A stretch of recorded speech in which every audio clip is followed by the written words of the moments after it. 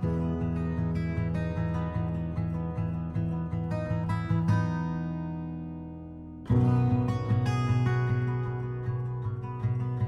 guys, welcome back. I hope that you had a chance to think through and ponder some of the questions that we posed in that first session. You see, sometimes we have this face that we show the world, that we want the world to see. Other times we have this face in the mirror that has the scars, and there's something that drives us that comes from those scars. So we're going to take a few minutes to talk about that today.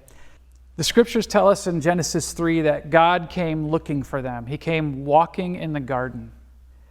And there was this moment where in Genesis 3:10, Adam said, "I heard you coming, and I was afraid, because I was naked, and so I hid."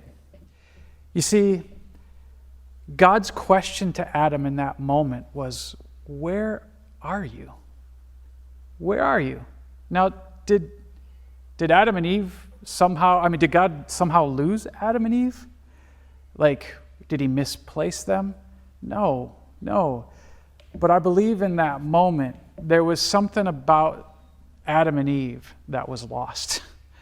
I think they lost the plot. I think they'd lost something of themselves. So hiding enters in. And hiding is fueled by this thing called shame. So shame is this feeling of exposure.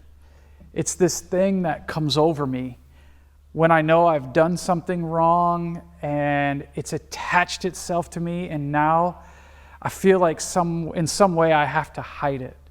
I have to push it to the side. I have to do something because we won't stay in our shame. There's one author that puts it this way: shame is the painful feeling or belief in one's basic defectiveness as a human being. And this leads us to the fear of being unworthy of love and belonging. Now, shame is not guilt. They're two different things. Guilt is this sense that I've done something. When I've done something, and I'm sorry for it, a godly sorrow comes over me, and I let that sorrow lead me to a place of repentance where I turn away from what I did and I receive all that God has for me. That can be productive. Shame, on the other hand, is never productive. See, shame is not I've done something. Shame is when I say I am something. Shame attaches itself to who we are. It's like an identity issue. And the hard part about shame is usually communicated to us by the actions and reactions of people in our life who are closest to us. Every time we go through a painful experience in life, that experience has a message attached to it. For the purposes of this process, we're going to call that the shame message. I think about it in my own story. In all my years growing up, I feel like I've had this underlying sense of inadequacy. This thing that's just kind of haunted me my whole life. This feeling that I'm just not enough. Where did it come from? I think, where did it come from? As we look at our stories, that's a question that we all need to get used to asking ourselves. Where did it come from? I think about, in my own story, the fact that I have an older brother who is just a little bit older than me, who I was constantly compared to as a young person. And the hardest part about that, I should say, for me, was the fact that a lot of those comparisons were made by my father, someone whose opinion was so important to me. In those comparisons, I typically ended up falling just short of my brother. I also think about the story when I was a young boy where I was abused. I was abused by an older boy who was bigger than me and who was stronger than me. And coming out of that experience, I felt weak.